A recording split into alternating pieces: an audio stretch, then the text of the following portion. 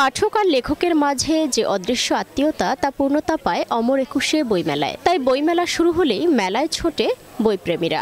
সরকারি ছুটির দিন থাকায় শনিবার বিকেল থেকেই পাঠক দর্শনার্থীদের সমাগম ঘটে মেলায়। সন্ধ্যা গড়ানোর পর আরও ভিড় বাড়ে মেলা প্রাঙ্গণে। কারো পছন্দ সায়েন্স ফিকশন, কেউ ভ্রমণ কাহিনী, আবার কেউ বা গল্প উপন্যাস। আমি আসলে এক এক সময় এক এক রকম লিখি। গত বছর যেমন আমার একটি ভ্রমণ কাহিনী ছিল, আবার থ্রিলার উপন্যাস ছিল। এবার একটু অন্যরকম করেছি।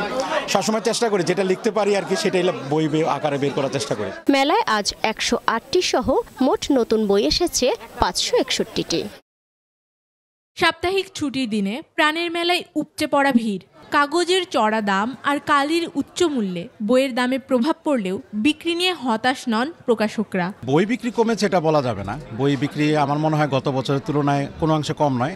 একই বক্তব্য পাঠকেরও। দাম মোটেও দমিয়ে রাখতে পারেনি বইপ্রেমীদের। বইয়ের দাম বাড়ার পরেও পাঠকের আগ্রহে কোনো ভাটা পড়েনি। তারা প্রতিদিন বইমেলায় আসছেন এবং কিনছেন পছন্দের বই। তানজিলা তাসনিম, একুশে টেলিভিশন, ঢাকা।